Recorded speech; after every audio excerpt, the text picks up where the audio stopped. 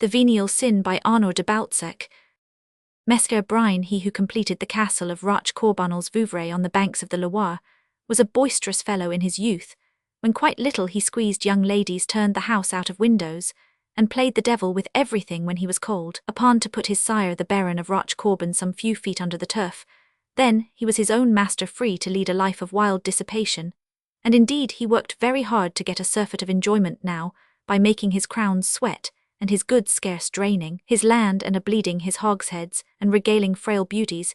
He found himself excommunicated from decent society, and had for his friends only the plunderers of towns and the Lombardians, but the usurers turned rough and bitter as chestnut husks when he had no other security to give them than his said estate of Roch Corbon, since the Rupes Carbonis was held from our lord. The king then Brine found himself just in the humour to give a blow here and there, to break a collarbone or two, and quarrel with everyone about trifles. Seeing which the abbot of Marmoustiers, his neighbour, and a man liberal with his advice, told him that it was an evident sign of lordly perfection that he was walking in the right road, but if he would go and slaughter to the great glory of God the Mahomedans who defiled the Holy Land, it would be better still, and that he would undoubtedly return full of wealth and indulgences into Touraine or into Paradise, whence all barons formerly came. The said Brine, admiring the great sense of the prelate, left the country equipped by the monastery, and blessed by the abbot to the great delight of his friends and neighbours. Then he put to the sack enough many towns of Asia and Africa, and fell upon the infidels without giving them warning, burning the Saracens, the Greeks, the English, and others, caring little whether they were friends or enemies, or where they came from, since among his merits he had that of being in no way curious, and he never questioned them until after he had killed them at this business, agreeable to God, to the king, and to himself. Brine gained renown as a good Christian and loyal knight, and enjoyed himself thoroughly in these lands beyond the seas, since he more willingly gave a crown to the girls than to the poor, although he met many more poor people than perfect maids. But like a good Turanian, he made soup of anything at length, when he was satiated with the Turk's relics and other blessings of the Holy Land. Brine, to the great astonishment of the people of Vouvrelands, returned from the Crusades laden with crowns and precious stones, rather differently from some who, rich when they set out, came back heavy with leprosy, but light with gold. On his return from Tunis, our Lord King Philippe made him a count, and appointed him his seneschal in our country, and that of Poitou. There he was greatly beloved, and properly thought well of, since over and above his good qualities, he founded the church of the Carmes d'Estrolx in the parish of Egrignoles as the peace-offering to heaven for the follies of his youth. Thus was he cardinally consigned to the good graces of the church and of God. From a wicked youth and reckless man, he became a good wise man, and discreet in his dissipations and pleasures, rarely was in anger unless someone blasphemed God before him, the which he would not tolerate, because he had blasphemed enough for everyone in his wild youth. In short, he never quarrelled, because being seneschal people gave up to him instantly.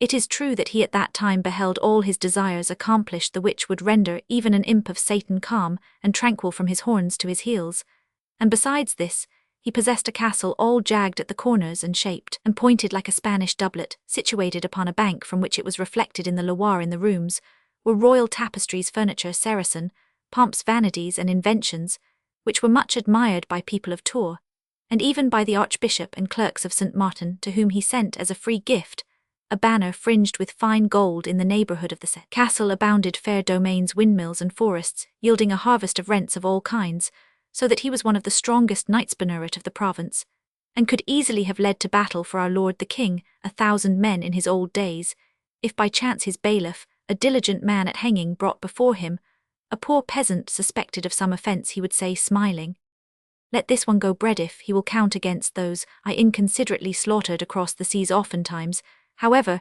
he would let them bravely hang on a chestnut tree or swing on his gallows, but this was solely that justice might be done, and that the custom should not lapse in his domain. Thus the people on his lands were good and orderly, like fresh-veiled nuns, and peaceful, since he protected them from the robbers and vagabonds, whom he never spared, knowing by experience how much mischief is caused by these cursed beasts of prey. For the rest, most devout, finishing everything quickly, his prayers as well as good wine. He managed the processes after the Turkish fashion, having 1,000 little jokes ready for the losers, and dining with them to console them. He had all the people who had been hanged buried in consecrated ground, like godly ones, some people thinking they had been sufficiently punished by having their breath stopped. He only persecuted the Jews now and then, and when they were glutted with usury and wealth, He let them gather their spoil as the bees do honey, saying that they were the best of tax-gatherers, and never did he despoil them save for the profit and use of the churchman, the king, the province, or himself. This jovial way gained for him the affection and esteem of every one great and small. If he came back smiling from his judicial throne, the abbot of Marmaustiers, an old man like himself, would say, "Ho ha! Messieurs, there is some hanging on since you laugh thus," and when coming from Roch Corban to Tours, he passed on horseback along the Faubourg St. Symphorien, the little girls would say, "Ah, this is the Justice Day, there is the good man Brine," and without being afraid they would look at him astride on a big white hack that he had brought back with him from the Levant on the bridge. The little boys would stop playing with the ball, and would call out, "Good day, Mr. Seneschal," and he would reply jokingly, "Enjoy yourselves, my children, until you get whipped, yes, Mr. Seneschal." Also he made the country so contented, and so free from robbers, that during the year of the great overflowing of the Loire, there were only 22 malefactors hanged, that winter not counting a Jew burned in the commune of Châteauneuf, for having stolen a consecrated wafer, or bought it, some said, for he was very rich. One day in the following year, about harvest time or mowing time, as we say in Touraine, there came Egyptians, Bohemians, and other wandering troops, who stole the holy things from the church of St. Martin, and in the place and exact situation of Madame, the Virgin, left by way of insult and mockery to our holy faith, an abandoned pretty little girl about the age of an old dog, stark, naked and acrobat, and of Moorish descent like themselves, for this almost nameless crime. It was equally decided by the king people and the churchmen that the mooress to pay for all should be burned, and cooked alive in the square near the fountain, where the herb market is. Then the good man Brine clearly and dexterously demonstrated to the others that it would be a thing most profitable and pleasant to God to gain over this African soul to the true religion, and if the devil were lodged in this feminine body, the faggots would be useless to burn him, as said the said order, to which the archbishop sagely thought most canonical and conformable to Christian charity. And the gospel, the ladies of the town and other persons of authority said loudly that they were cheated of a fine ceremony, since the mooress was crying her eyes out in the jail, and would certainly be converted to God in order to live as long as a crow, if she were allowed to do so. To which the seneschal replied, that if the foreigner would wholly commit herself to the Christian religion, there would be a gallant ceremony of another kind, and that he would undertake that it should be royally magnificent, because he would be her sponsor at the baptismal font, and that a virgin should be his partner in the affair, in order the better to please the Almighty, while himself was reputed never to have lost the bloom or innocence, in fact to be a coquebin in our country of Touraine. Thus are called the young virgin men unmarried, or so esteemed to distinguish them from the husbands and the widowers, but the girls always pick them without the name, because they are more light-hearted and merry than those seasoned in marriage. The young mooress did not hesitate between the flaming faggots and the baptismal water. She much preferred to be a Christian and live than be Egyptian, and be burned thus to escape a moment's baking. Her heart would burn unquenched through all her life, since for the greater surety of her religion, she was placed in the convent of nuns near Chardonneret, where she took the vow of sanctity. The said ceremony was concluded at the residence of the archbishop, where on this occasion, in honour of the Saviour or men, the lords and ladies of Touraine hopped, skipped and danced, for in this country the people dance, skip, eat, flirt, have more feasts, and make merrier than any in the whole world. The good old seneschal had taken for his associate the daughter of the lord of Azil Riddle, which afterwards became Azil Brussel, the which lord, being a crusader, was left before Acre, a far distant town, in the hands of a Saracen, who demanded a royal ransom for him, because the said lord was of high position. The lady of Azay having given his estate as security to the Lombards and extortioners, in order to raise the sum, remained without a penny in the world, awaiting her lord, in a poor lodging in the town, without a carpet to sit upon. But proud as the Queen of Sheba, and brave as a mastiff, who defends the property of his master, seeing this great distress, the seneschal went delicately to request this lady's daughter to be the godmother of the said Egyptian, in order that he might have the right of assisting the lady of Azay. And in fact he kept a heavy chain of gold which he had preserved since the commencement of the taking of Cyprus, and the which he determined to clasp about the neck of his pretty associate. But he hung there at the same time his domain and his white hairs, his money and his horses. In short, he placed there everything he possessed directly. He had seen Blanche of Azay dancing a pavane among the ladies of Tours. Although the Moorish girl, making the most of her last day, had astonished the assembly by her twists, jumps, steps, springs and elevations, and artistic efforts, Blanche had the advantage of her, as everyone agreed, so virginally and delicately did she dance. now Brine admiring this gentle maiden, whose toes seemed to fear the boards, and who amused herself so innocently for her 17 years like a grasshopper, trying her first note was seized with an old man's desire, a desire apoplectic and vigorous from weakness, which heated him from the sole of foot to the nape of his neck, for his head had too much snow on the top of it to let love lodge there. Then the good man perceived that he needed a wife in his manor, and it appeared more lonely to him than it was, and what then was a castle without a chatelaine, as well have a clapper without its bell. In short, a wife was the only thing that he had to desire, so he wished to have one promptly, seeing that if the Lady of Azay made him wait, he had just time to pass out of this world into the other. But during the baptismal entertainment he thought little of his severe wounds, and still less of the 80 years that had stripped his head. He found his eyes clear enough to see distinctly his young companion, who, following the injunctions of the Lady of Azay, regaled him well with glance and gesture, believing there could be no danger near so old a fellow, in such wise that Blanche, naive and nice as she was in contradistinction to the girls of Touraine, who are as wide awake as a spring morning, permitted the good man first to kiss her hand, and afterwards her neck, rather low down at least. So said the Archbishop, who married them the week after, and that was a beautiful bridal, and a still more beautiful bride. The said Blanche was slender and graceful as no other girl, and still better than that, more maidenly than ever maiden, was a maiden all ignorant of love, who knew not why, or what it was, a maiden who wondered why certain people lingered in their beds, a maiden who believed that children were found in parsley beds. Her mother had thus reared her in innocence, without even allowing her to consider trifle, as it was how she sucked in her soup between her teeth. Thus she was a sweet flower and intact, joyous, and innocent, an angel who needed but the wings to fly away to paradise, when she left the poor lodging of her weeping mother to consummate her betrothal at the Cathedral of St. Gatian and St. Maurice. The country people came to feast their eyes upon the bride, and on the carpets which were laid down all along the Rue de la Sellerie, and all said that never had tinier feet pressed the ground of Touraine, prettier eyes gazed up to heaven, or a more splendid festival adorned the streets with carpets, and with flowers. The young girls of St. Martin and of the burghs of Chateau Neuf all envied the long brown tresses with which doubtless Blanche had fished for account, but much more did they desire the gold-embroidered dress, the foreign stones, the white diamonds, and the chains with which the little darling played, and which bound her forever to the said seneschal. The old soldier was so merry by her side that his happiness showed itself in his wrinkles, his looks, and his movements. Although he was hardly as straight as a billhook, he held himself so by the side of Blanche that one would have taken him for a soldier on parade receiving his officer, and he placed his hand on his diaphragm like a man whose pleasure stifles and troubles him. Delighted with the sound of the swinging bells, the procession, the pomps, and the vanities of the said marriage, which was talked of long after the episcopal rejoicings, the women desired a harvest of Moorish girls, a deluge of old seneschals, and baskets full of Egyptian baptisms. But this was the only one that ever happened in Touraine, seeing that the country is far from Egypt and from Bohemia. The Lady of Azay received a large sum of money after the ceremony, which enabled her to start immediately for Acre to go to her spouse, accompanied by the lieutenant and soldiers of the Count of Roche-Corbin, who furnished them with everything necessary. She set out on the day of the wedding, after having placed her daughter in the hands of the seneschal, enjoining him to treat her well, and later on she returned with the Sire d'Azay, who was leprous, and she cured him, tending him herself, running the risk of being contaminated, the which was greatly admired.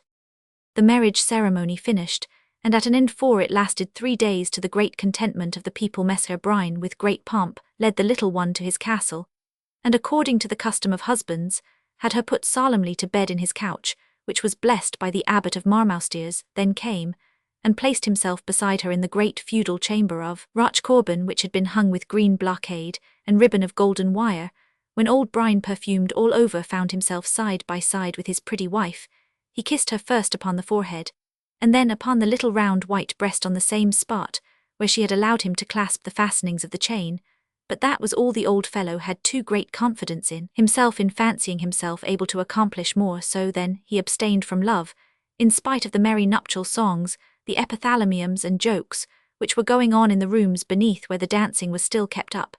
He refreshed himself with a drink of the marriage beverage, which according to custom had been blessed, and placed near them in a golden cup. The spices warmed his stomach well enough, but not the heart of his dead ardour. Blanche was not at all astonished at the demeanour of her spouse, because she was a virgin in mind, and in marriage she saw only that which is visible to the eyes of young girls, namely dresses, banquets, horses, to be a lady and mistress, to have a country seat to amuse oneself, and give orders so like the child that she was. She played with the gold tassels on the bed, and marvelled at the richness of the shrine in which her innocence should be interred, feeling a little later in the day his culpability, and relying on the future, which however would spoil a little every day that, with which he pretended to regale his wife.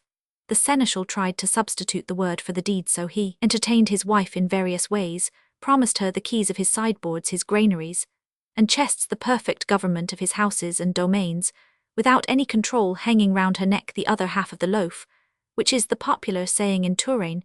She became like a young charger full of hay, found her good man the most gallant fellow in the world, and raising herself upon her pillow began to smile, and beheld with greater joy this beautiful green brocaded bed, where henceforward she would be permitted without any sin to sleep every night, seeing she was getting playful. The cunning lord, who had not been used to maidens, but knew from experience the little tricks that women will practice, seeing that he had much associated with ladies of the town, feared those handy tricks, little kisses and minor amusements of love, which formerly he did not object to, but which at the present time would have found him cold as the obit of a pope.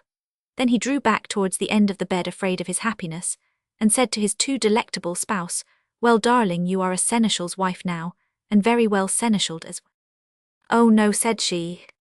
"How no?" replied he in great fear. "Are you not a wife?" "No," said she, "nor shall I be till I have had a child." "Did you while coming here see the meadows?" began again the old fellow. "Yes," said she. "Well, they are yours." "Oh, oh," replied she, laughing, "I shall amuse myself much there catching butterflies." "That's a good girl," says her lord, "and the woods?" "Ah, I should not like to be there alone. You will take me there."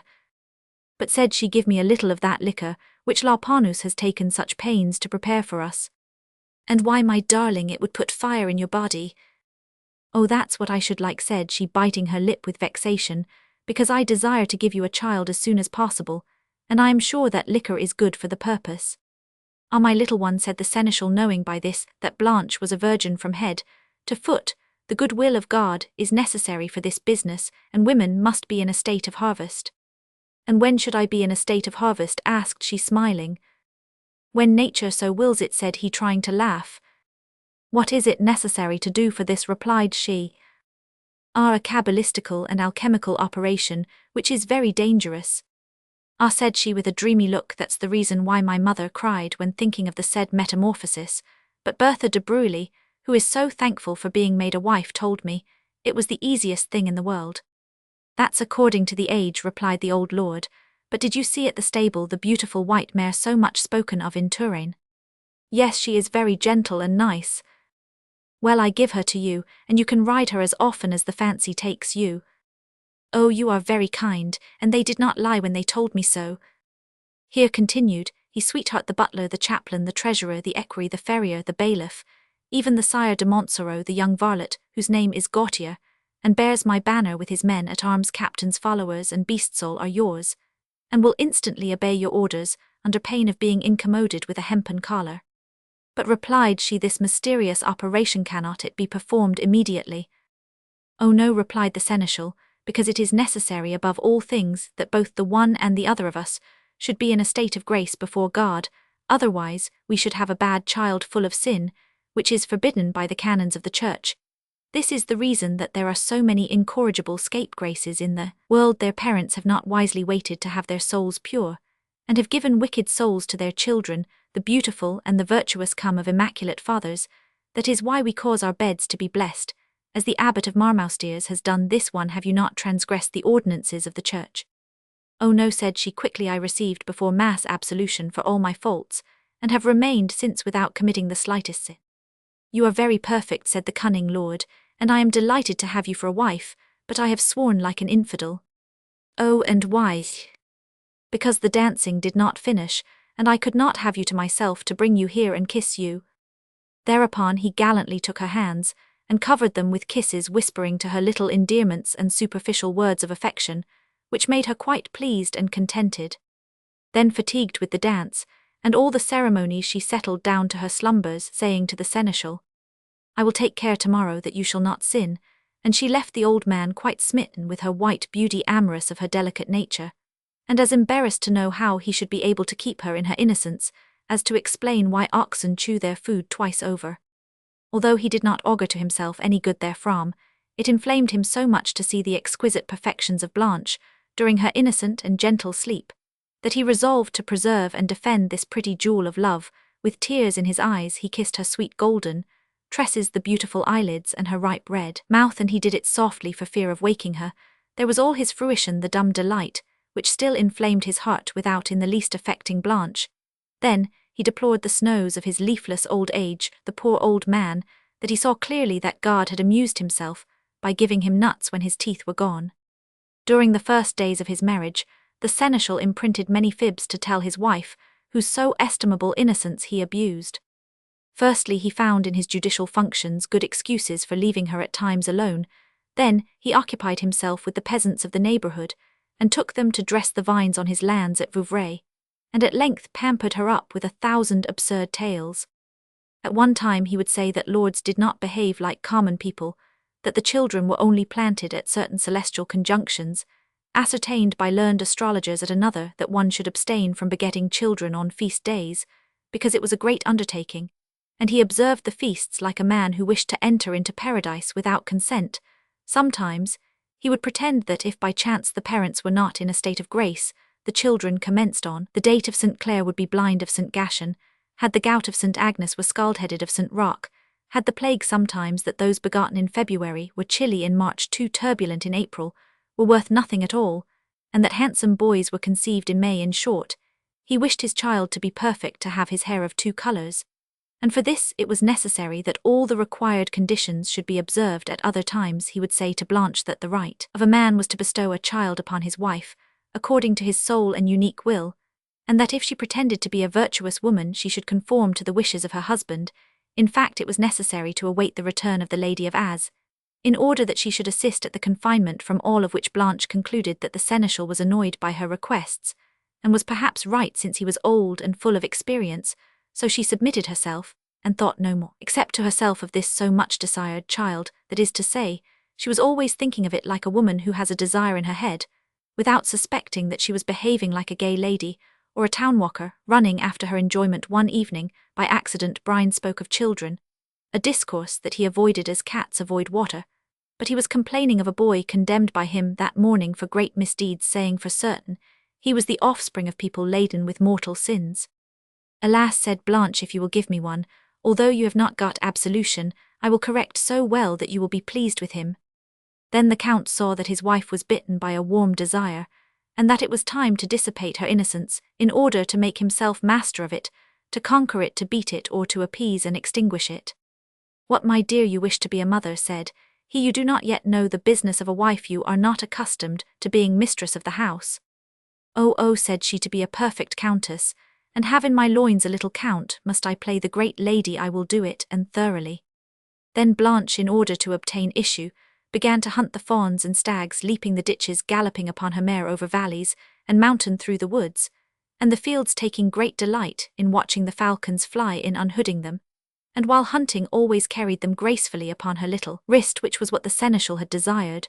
But in this pursuit Blanche gained an appetite of nun and prelate, that is to say, wished to procreate, had her desires whetted, and could scarcely restrain her hunger, when on her return she gave play to her teeth. Now, by reason of reading the legends written by the way, and of separating by death the embraces of birds and wild beasts, she discovered a mystery of natural alchemy, while colouring her complexion and superagitating her feeble imagination, which did little to pacify her warlike nature, and strongly tickled her desire, which laughed, played, and frisked. Unmistakably the seneschal thought to disarm the rebellious virtue of his wife by making her scour the country, but his fraud turned out badly, for the unknown lust that circulated in the veins of Blanche emerged from these assaults more hardy than before, inviting jousts and tourneys as the herald the armed knight. The good lord saw then that he had grossly erred, and that he was now upon the horns of a dilemma. Also he no longer knew what course to adopt. The longer he left it, the more it would resist. From this combat there must result one conquered, and one contused, a diabolical contusion, which he wished to keep distant from his physiognomy by God's help, until after his death the poor seneschal had already great trouble to follow his lady to the chase without being dismounted. He sweated under the weight of his trappings, and almost expired in that pursuit wherein his frisky wife cheered her life, and took great pleasure many times in the evening. She wished to dance now. The good man, swathed in his heavy clothing, found himself quite worn out with these exercises in which he was constrained to participate, either in giving her his hand when she performed the vaults of the Moorish girl, or in holding the lighted faggot for her when she had a fancy to do the torchlight dance, and in spite of his sciaticas, accretions, and rheumatisms, he was obliged to smile and say to her some gentle words and gallantries after all the evolutions, mummeries, and comic pantomimes, which she indulged in to divert herself, for he loved her so madly that if she had asked him for an impossibility, he would have sought one for her immediately. Nevertheless, one fine day, he recognized the fact that his frame was in a state of too great debility to struggle with the vigorous nature of his wife, and humiliating himself before his wife's virtue, he resolved to let things take their course, relying a little upon the modesty, religion, and bashfulness of Blanche. But he always slept with one eye open, for he suspected that God had perhaps made virginities to be taken like partridges to be spitted and roasted. One wet morning, when the weather was that in which the snails make their tracks, a melancholy time, and suitable to reverie, Blanche was in the house, sitting in her chair in deep thought, because nothing produces more lively concoctions of the substantive essences, and no receipt, specific or filter, is more penetrating, transpiercing, or doubly transpiercing, and titillating than the subtle warmth which simmers between the nap of the chair and a maiden sitting during certain weather. Now, without knowing it, the Countess was incommoded by her innocence, which gave more trouble than it was worth to her brain, and gnawed her all over. Then the good man, seriously grieved to see her languishing, wished to drive away the thoughts which were ultra-conjugal principles of love. "Whence comes your sadness, sweetheart?" said he. "From shame." "What then affronts you?" "The not being a good woman, because I am without a child, and you without lineage. Is one a lady without progeny? Nay, look, all my neighbours have it, and I was married to have it, as you to give it to me. The nobles of Touraine are all amply furnished with children, and their wives give them lapfuls. You alone have none. They laugh at you there. What will become of your name, and your fiefs, and your seigneuries? A child is our natural company. It is a delight to us to make a fright of it, to fondle it, to swaddle it, to dress and undress it, to cuddle it, to sing it lullabies, to cradle it, to get it up, to put it to bed, and to nourish it, and I feel that if I had only the half of one I would kiss it, swaddle it, and unharness it, and I would make it jump and crow all day long as the other ladies do. Were it not that in giving them birth women die, and that for this you are still too delicate and too close in the bud, you would already be a mother," replied the seneschal, made giddy with the flow of words. "But will you buy one ready-made that will cost you neither pain nor labour?" "But," said she, "I want the pain and labour without which it will not be ours. I know very well it should be the fruit of my body, because at church they say that Jesus was the fruit of the Virgin's womb." "Very well then, pray God that it may be so," cried the seneschal, "and intercede with the Virgin of Egrignoles. Many a lady has conceived after the Neuvin, you must not fail to do one." Then the same day Blanche set out towards Notre Dame de l'Egrignoles, decked out like a queen riding her beautiful mare, having on her a robe of green velvet, laced down with fine gold lace open at the breast, having sleeves of scarlet, little shoes, and a high hat ornamented with precious stones, and a gold waistband that showed off her little waist as slim as a pole.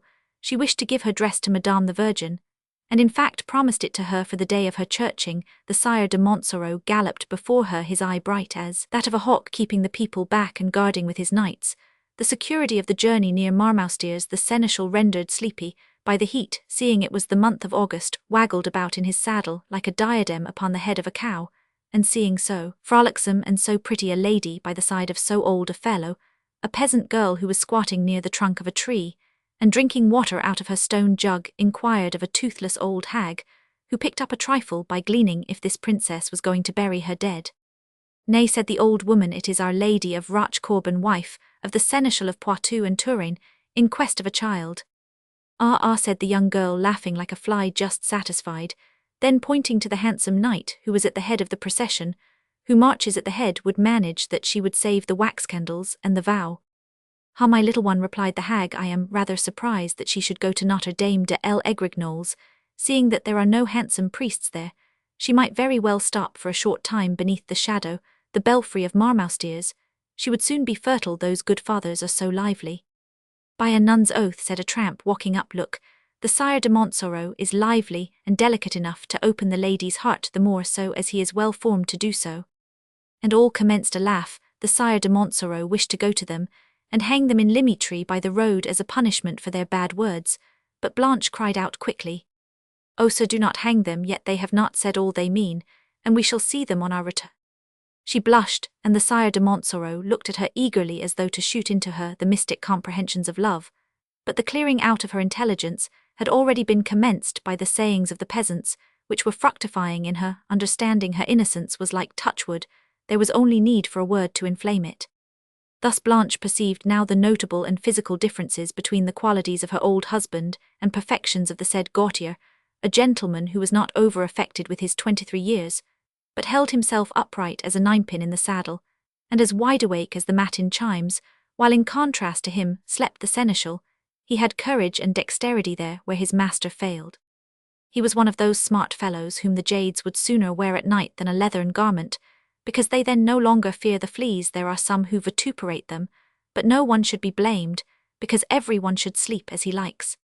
So much did the seneschal's lady think, and so imperially well, that by the time she arrived at the bridge of Tours, she loved Gautier secretly as a maiden loves, without suspecting that it is love from that she became a proper woman, that is to say, she desired the good of others, the best that men have. She fell into a fit of lovesickness, going at the first jump to the depth of her misery, seeing that all is flame between the first coveting and the last desire, and she knew not how she then learned that by the eyes can flow in a subtle essence causing such powerful corrosions in all the veins of the body, recesses of the heart nerves, of the members, roots of the hair, perspiration, of the substance limbo, of the brain orifices, of the epidermis windings, of the pluck tubes of the hypochondriac, and other channels which in her was suddenly dilated, heated, tickled, envenomed, clawed, harrowed, and disturbed as if she had a basketful of needles in her inside. This was a maiden's desire, a well-conditioned desire, which troubled her sight to such a degree that she no longer saw her old spouse, but clearly the young Gautier, whose nature was as ample as the glorious chin of an abbot.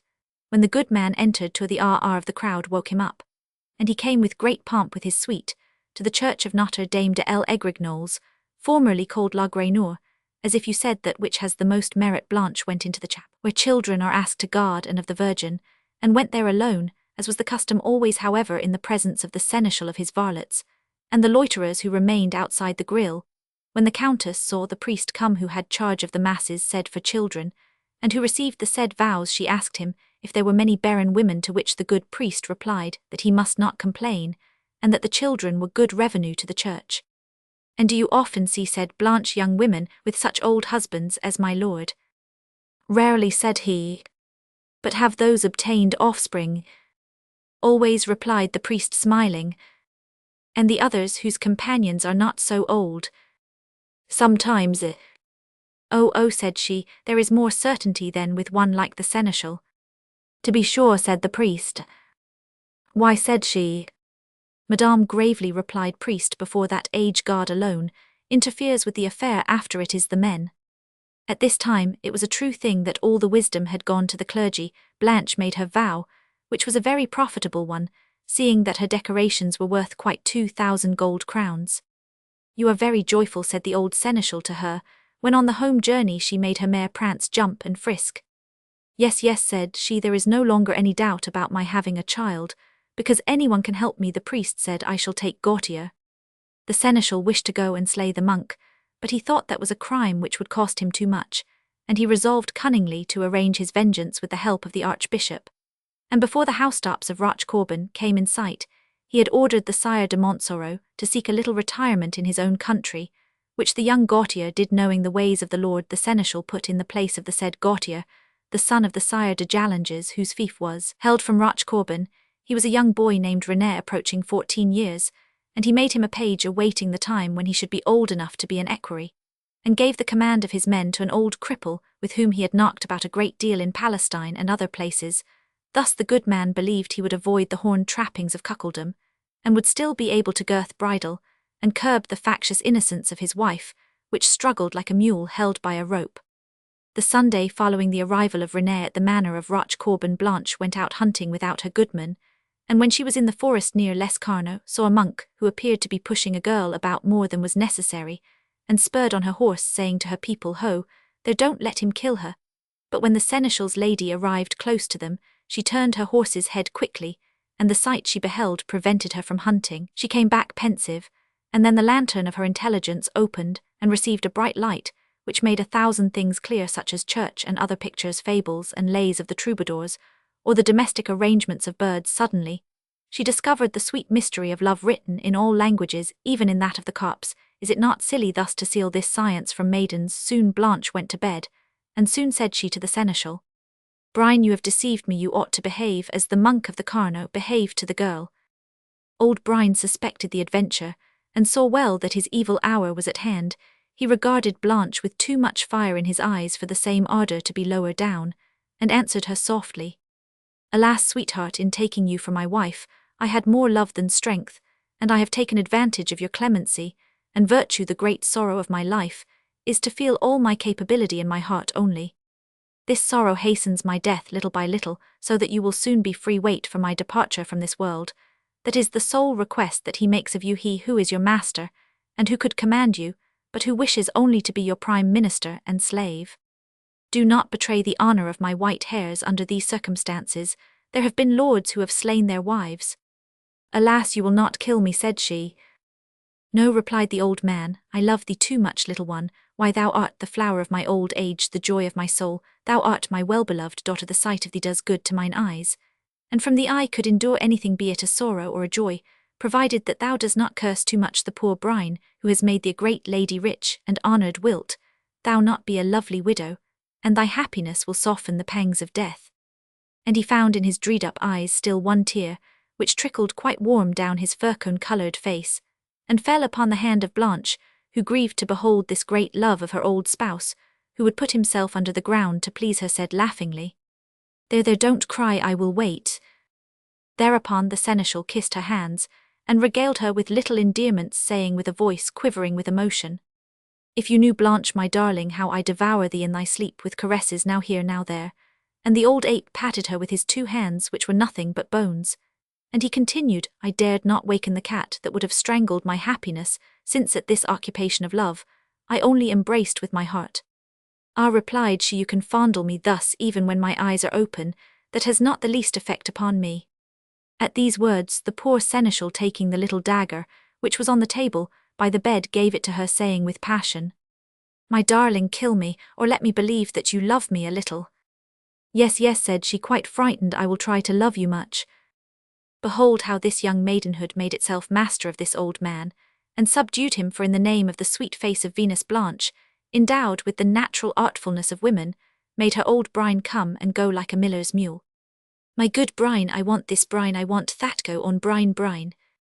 Brine, and always Brine, in such a way that Brine was more worn out by the clemency of his wife than he would have been by her unkindness.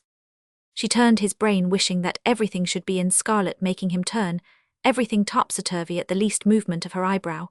And when she was sad, the seneschal, distracted, would say to everything from his judicial seat, "Hang him." Another would have died like a fly at this conflict with the maid's innocence, but Brine was of such an iron nature that it was difficult to finish him off. One evening that Blanche had turned the house upside down, upset the men and the beasts, and would by her aggravating humour have made the eternal Father desperate, who has such an infinite treasure of patience, since he endures us, said to the seneschal while getting into bed, "My good Brine, I have low-down fancies that bite and prick me, thence they rise into my heart, inflame my brain, incite me therein to evil deeds, and in the night I dream of the monk of the Carno."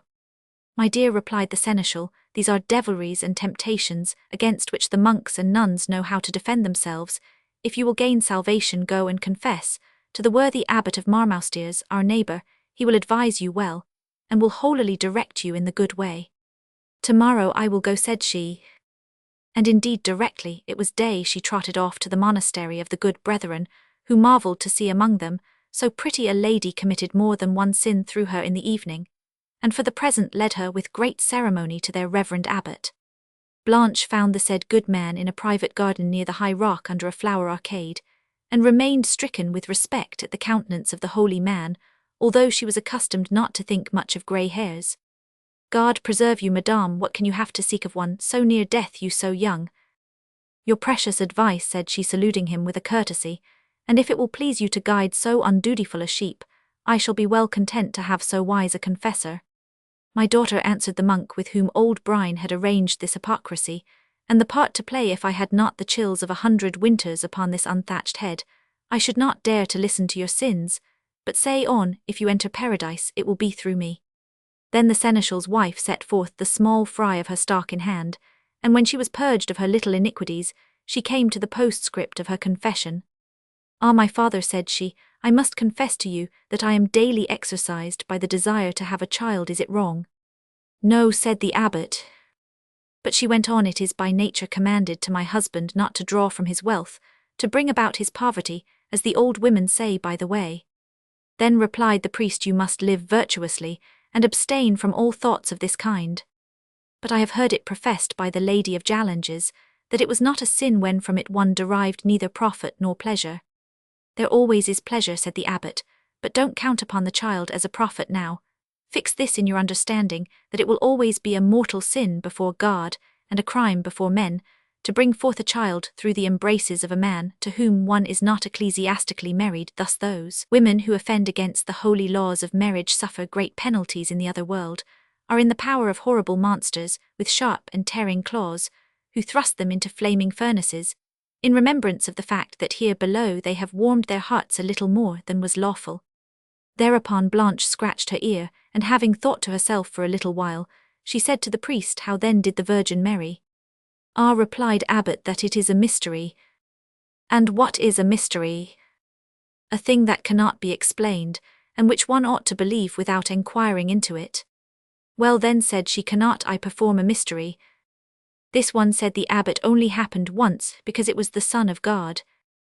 Alas, my father, is it then the will of God that I should die, or that from wise and sound comprehension, my brain should be turned of this? There is a great danger now in me, something moves, and excites me, and I am no longer in my senses, I care for nothing, and to find a man I would leap the walls, dash over the fields without shame, and tear my things into tatters, only to see that which so much excited the monk of the Carno. And during these passions, which work and prick my mind and body, there is neither God, devil, nor husband. I spring, I run, I smash up the washtubs, the pots, the farm implements, a fowl house, the household things, and everything in a way that I cannot describe. But I dare not confess to you all my misdeeds, because speaking of them makes my mouth water. And the thing with which God curses me makes me itch dreadfully. If this folly bites and pricks me, and slays my virtue, will God, who has placed this great love in my body, condemn me to perdition? At this question, it was the priest who scratched his ear, quite dumbfounded, by the lamentations, profound wisdom, controversies, and intelligence that this virginity secreted. My daughter, said he, God has distinguished us from the beasts, and made us a paradise to gain, and for this given us reason, which is a rudder to steer us against tempests and our ambitious desires, and there is a means of easing the imaginations of one's brain by fasting excessive labors, and other virtues. And instead of frisking and fretting like a child, let loose from school, you should pray to the Virgin, sleep on a hard board, attend to your household duties, and never be idle. Ah, my father, when I am at church in my seat, I see neither the priest nor the altar, only the infant Jesus who brings the thing into my head.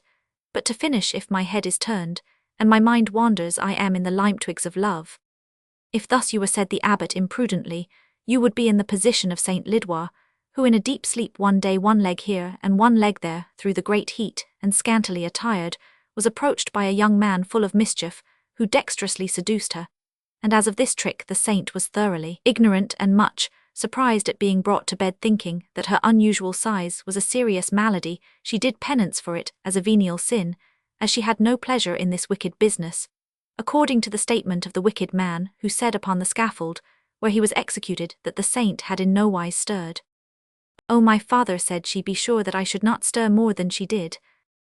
With this statement she went away prettily and gracefully smiling, and thinking how she could commit a venial sin on her return from the great monastery, she saw in the courtyard of her castle the little Jallanges, who under the superintendence of an old groom was turning and wheeling about on a fine horse, bending with the movements of the animal, dismounting and mounting again with vaults and leaps most gracefully, and with lissom thighs, so pretty, so dexterous, so upright, as to be indescribable, so much so that he would have made the Queen Lucrece long for him, she who killed herself from having been contaminated against her.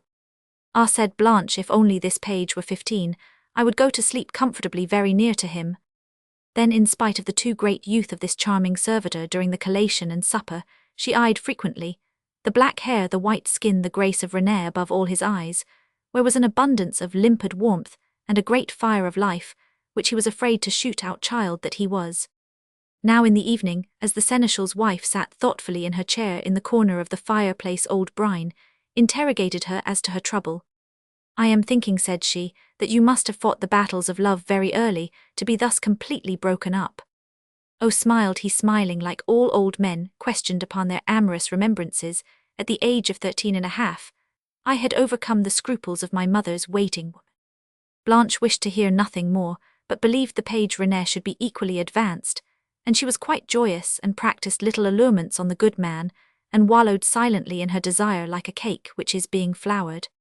The seneschal's wife did not think long over the best way quickly to awaken the love of the page, and had soon discovered the natural ambuscade, in the which the most wary are taken. This is, how, at the warmest hour of the day, the good man took his siesta, after the Saracen fashion, a habit in which he had never failed since his return from the Holy Land. During this time, Blanche was alone in the grounds, where the women work at their minor occupations, such as broidering and stitching, and often remained in the rooms looking after the washing, putting the clothes tidy, or running about it. Well, then she appointed this quiet hour to complete the education of the page, making him read books, and say his prayers. Now on the morrow, when at the midday hour the seneschal slept, succumbing to the sun, which warms with its most luminous rays the slopes of Roch Corban, so much so that one is obliged to sleep unless annoyed, upset, and continually roused by a devil of a young woman, Blanche then gracefully perched herself in the great seigneurial chair of her good man, which she did not find any too high, since she counted upon the chances of perspective. The cunning jade settled herself dexterously therein like a swallow in its nest,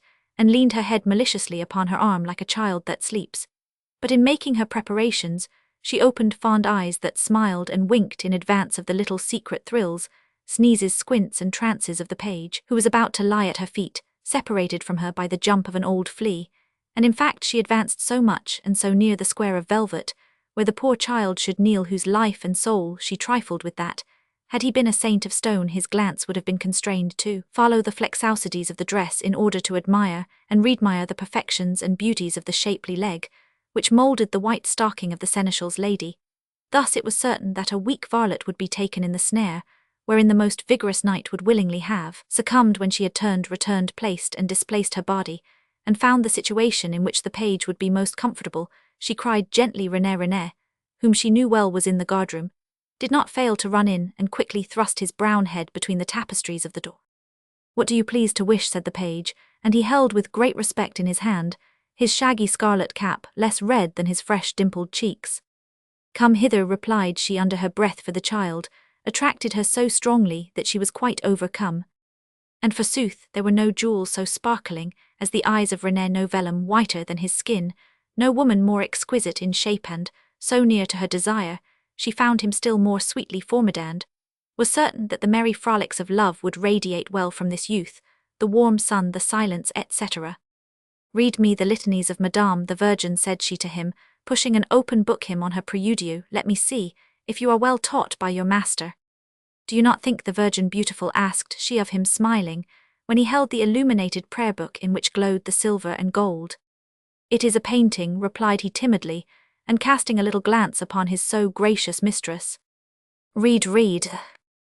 Then René began to recite the so sweet and so mystic litanies, but you may imagine that the ora pro nobis of Blanche became still fainter and fainter, like the sound of the horn in the woodlands, and when the page went on, "O rose of mystery," the lady, who certainly heard distinctly, replied by a gentle sigh. Thereupon René suspected that his mistress slept. Then he commenced to cover her with his regard, admiring her at his leisure, and had then no wish to utter any anthem save the anthem of love. His happiness made his heart leap, and bound into his throat, thus as was but natural. These two innocents burned one against the other, but if they could have foreseen, never would have intermingled. René feasted his eyes, planning in his mind 1,000 fruitions of love that brought the water into his mouth. In his ecstasy, he let his book fall, which made him feel as sheepish as a monk surprised at a child's tricks, but also from that he knew that Blanche was sound asleep, for she did not stir, and the wily jade would not have opened her eyes, even at the greatest dangers, and reckoned on something else falling as well as the book of prayer. There is no worse longing than the longing of a woman in certain condition. Now the page noticed his lady's foot, which was delicately slippered, in a little shoe of a delicate blue colour. She had angularly placed it on a footstool, since she was too high in the seneschal's chair. This foot was of narrow proportions, delicately curved, as broad as 2 fingers, and as long as a sparrow tail, included small at the top a true foot of delight, a virginal foot that merited a kiss as a robber does the gallows, a roguish foot, a foot wanton enough to damn an archangel, an ominous foot, a devilishly enticing foot, which gave one a desire to make two new ones just like it to perpetuate in this lower world the glorious works of God. The page was tempted to take the shoe from this persuasive foot. To accomplish this, his eyes, glowing with the fire of his age, went swiftly like the clapper of a bell from this said foot of delectation to the sleeping countenance of his lady and mistress, listening to her slumber, drinking in her respiration again and again. It did not know where it would be sweetest to plant a kiss, whether on the ripe red lips of the seneschal's wife, or on this speaking foot. At length, from respect or fear, or perhaps from great love, he chose the foot, and kissed it hastily like a maiden who dares not. Then immediately he took up his book, feeling his red cheeks redder still, and exercised with his pleasure, he cried like a blind man, Janua Seely, gate of heaven. But Blanche did not move, making sure that the page would go from foot to knee, and thence to Janua Seely, gate of heaven. She was greatly disappointed when the litanies finished, without any other mischief, and René, believing he had had enough happiness for one day, ran out of the room, quite lively, richer from this hardy kiss than a robber who has robbed the poor bucks. When the seneschal's lady was alone, she thought to herself that this page would be rather a long time at his task, if he amused himself with the singing of the Magnificat at matins. Then she determined on the morrow to raise her foot a little, and then to bring to light those hidden beauties that are called perfect in Touraine, because they take no hurt in the open air, and are always fresh. You can imagine that the page, burned by his desire, and his imagination heated by the day before, awaited impatiently the hour to read in this breviary of gallantry, and was called, and the conspiracy of the litanies commenced again, and Blanche did not fail to fall asleep this time. The said René fondled with his hand the pretty limb, and even ventured so far as to verify if the polished knee and its surroundings were satin. At this sight, the poor child, armed against his desire, so great was his fear, dared only to make brief devotion and curt caresses, and although he kissed softly this fair surface, he remained bashful, the which, feeling by the senses of her soul, and the intelligence of her body, the seneschal's lady, who took great care not to move, called out to him, "Ah, René, I am asleep." Hearing what he believed to be a stern reproach, the page, frightened, ran away, leaving the books the task, and all thereupon the seneschal's better half added this prayer to the litany: Holy Virgin, how difficult children are to make. At dinner her page perspired all down his back while waiting on his lady and her lord, but he was very much surprised when he received from Blanche the most shameless of all glances that ever woman cast, and very pleasant and powerful it was, seeing that it changed this child into a man of courage. Now the same evening, Brine staying a little longer than was his custom in his own apartment, the page went in search of Blanche, and found her asleep, and made her dream a beautiful dream. He knocked off the chains that weighed so heavily upon her, and so plentifully bestowed upon her the sweets of love, that the surplus would have sufficed to render to others blessed with the joys of maternity.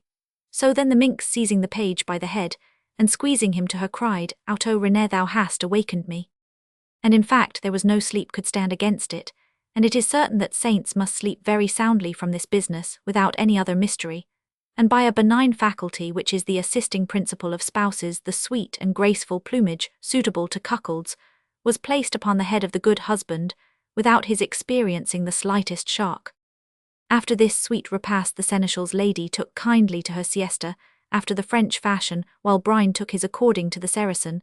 But by the said siesta, she learned how the good youth of the page had a better taste than that of the old seneschal, and at night she buried herself in the sheets far away from her husband, whom she found strong and stale, and from sleeping and waking up in the day, from taking siestas and saying litanies. The seneschal's wife felt growing within her that treasure for which she had so often and so ardently sighed. But now she liked more the commencement than the fructifying of it. You may be sure that René knew how to read not only in books, but in the eyes of his sweet lady, for whom he would have leaped into a flaming pile, had it been her wish he should do so. When well and amply more than 100 times the train had been laid by them, the little lady became anxious about her soul, and the future of her friend, the page. Now one rainy day, as they were playing at touch-tag, like two children innocent from head to foot, Blanche, who was always caught, said to him, "Come here, René, do you know that while I have only committed venial sins, because I was asleep you have committed mortal ones?" "Ah, madame," said he, "where then will God stow away all the damned, if that is to sin?" Blanche burst out laughing and kissed his forehead. "Be quiet, you naughty boy, it is a question of paradise, and we must live there together if you wish always to be with me." Oh, my paradise is here. Leave off, said she, you are a little wretch, a scapegrace, who does not think of that which I love yourself. You do not know that I am with child, and that in a little while I shall be no more able to conceal it than my nose. Now, what will the abbot say? What will my lord say? He will kill you, if he puts himself in a passion. My advice is, little one, that you go to the abbot of Marmoustier's, confess your sins to him, asking him to see what had better be done concerning my seneschal. Alas, said the artful page, if I tell the secret of our joys, he will put his interdict upon our love. Very likely, said she, but thy happiness in the other world is a thing so precious to me. Do you wish it, my darling? Yes, replied she rather faintly. Well, I will go but sleep again, that I may bid you adieu.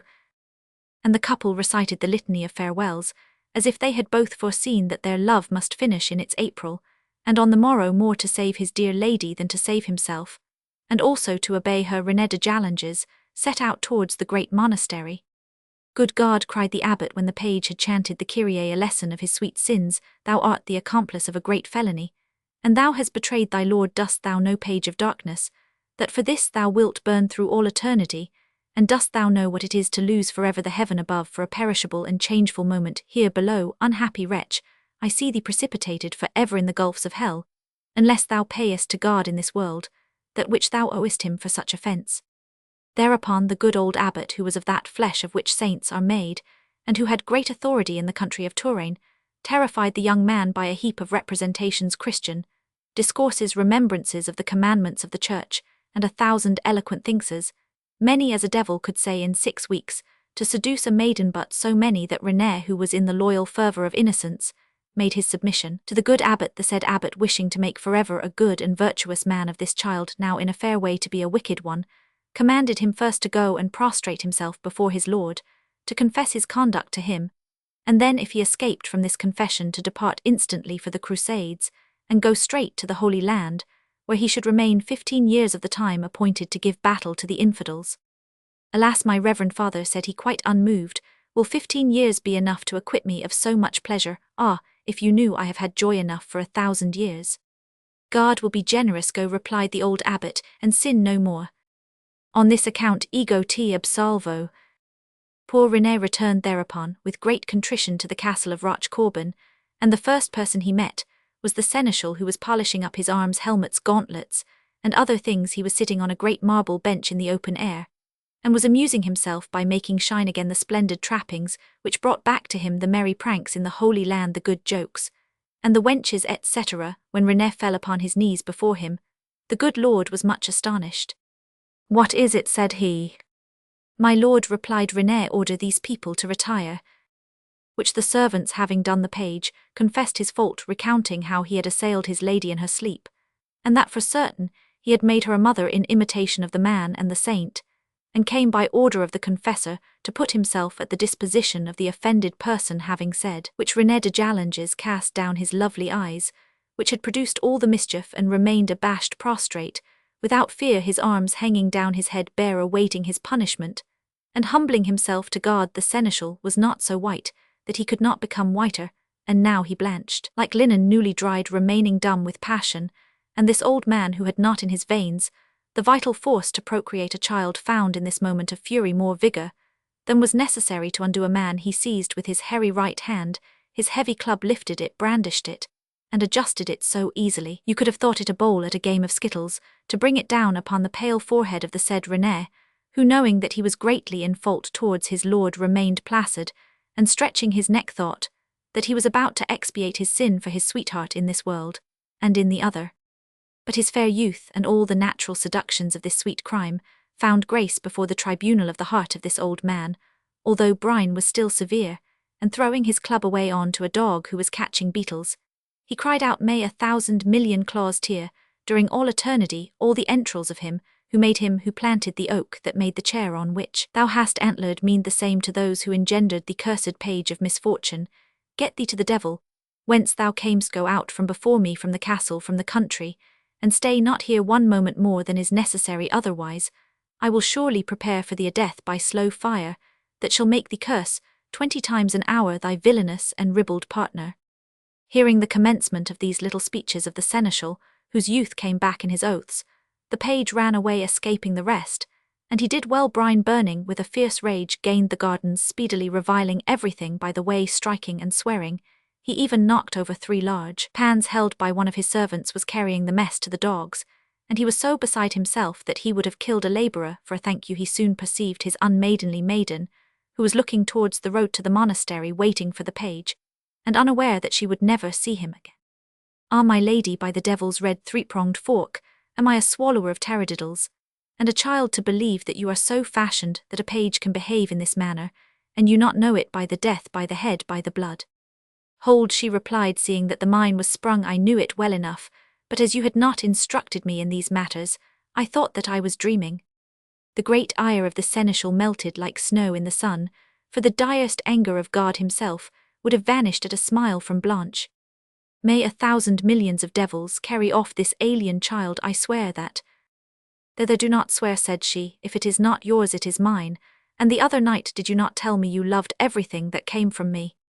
Thereupon she ran on with such a lot of arguments, hard words, complaints, quarrels, tears, and other paternosters of women, such as firstly the estates would not have to be returned to the king, that never had a child been brought more innocently into the world, that this, that 1,000 things, until the good cuckold relented, and Blanche, seizing a propitious interruption, said, And where it is the page? Gone to the devil. What, have you killed him? Said she. She turned pale and tottered. Brine did not know what would become of him when he saw thus fall all the happiness of his old age, and he would to save her have shown her this page. He ordered him to be sought, but René had run off at full speed, fearing he should be killed, and departed for the lands beyond the seas, in order to accomplish his vow of religion. When Blanche had learned from the above-mentioned abbot the penitence imposed upon her well-beloved, she fell into a state of great melancholy, saying at times, Where is he, the poor unfortunate, who is in the middle of great dangers for love of me?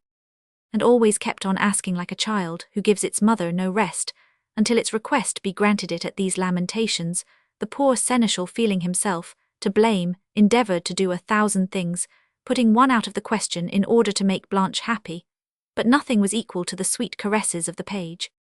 However, she had one day the child so much desired, you may be sure, that was a fine festival for the good cuckold, for the resemblance to the father was distinctly engraved upon the face of this sweet fruit of love. Blanche consoled herself greatly, and picked up again a little of her old gaiety and flower of innocence, which rejoiced the aged hours of the seneschal, from constantly seeing the little one run about, watching its laughs answer those of the countess. He finished by loving it, and would have been in a great rage with anyone who had not believed him its father.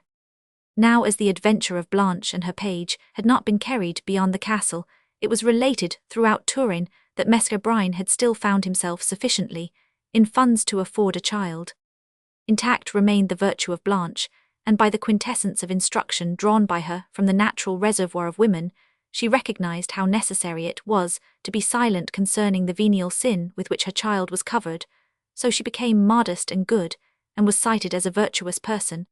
And then, to make use of him, she experimented on the goodness of her good man, and without giving him leave to go further than her chin, since she looked upon herself as belonging to René. Blanche, in return for the flowers of age which Brine offered her, coddled him, smiled upon him, kept him merry, and fondled him with pretty ways and tricks which good wives bestow upon the husbands they deceive, and all so well that the seneschal did not wish to die squatted comfortably in his chair. And the more he lived the more he became partial to life. But to be brief, one night he died, without knowing where he was going, for he said to Blanche, Ho-ha, my dear, I see thee no longer, is it night? It was the death of the just, and he had well merited it as a reward for his labours in the Holy Land. Blanche held for his death a great and true mourning, weeping for him as one weeps for one's father. She remained melancholy, without wishing to lend her ear to the music of a second wedding, for which she was praised by all good people who knew not that she had a husband in her heart, a life in hope. But she was the greater part of her time a widow in fact and widow in heart, because hearing no news of her lover at the Crusades, the poor countess reputed him dead. And during certain nights, seeing him wounded, and lying at full length, she would wake up in tears. She lived thus for 14 years in the remembrance of one day of happiness. Finally, one day, when she had with her certain ladies of Turin, and they were talking together after dinner, behold, her little boy, who was at that time about 13½ and resembled René more than it is allowable for a child to resemble his father, and had nothing of the sire Brine about him, but his name called the little one a madcap, and pretty like his mother, who came in from the garden running, perspiring, panting, jumping, scattering all things in his way, after the uses and customs of infancy, and who ran straight to his well-beloved mother, jumping into her lap, and interrupting the conversation cried out, "Oh, mother, I want to speak to you. I have seen in the courtyard a pilgrim, who squeezed me very tight." "Ah," cried the chatelaine, hurrying towards one of the servants who had charge of the young count, and watched over his precious days, "I have forbidden you ever to leave my son in the hands of strangers, not even in those of the holiest man in the world. You quit my service." "Alas, my lady," replied the old equerry, quite overcome, "this one wished him no harm, for he wept, while kissing him passionately." "He wept," said she, "ah, it's the father." Having said which, she leaned her head upon the chair in which she was sitting, and which you may be sure was the chair in which she has sinned. Hearing these strange words, the ladies were so surprised, that at first they did not perceive that the seneschal's widow was dead, without its ever been known, if her sudden death was caused by her sorrow at the departure of her lover, who, faithful to his vow, did not wish to see her, or from great joy at his return, and the hope of getting the interdict removed which the abbot of Marmaustiers had placed upon their loves, and there was a great mourning for her, for the Sire de Jallanges lost his spirits when he saw his lady laid in the ground, and became a monk of Marmaustiers, which at that time was called by some Maymaustier, as much as to say Maus Monasterium, the largest monastery, and it was indeed the finest in all France.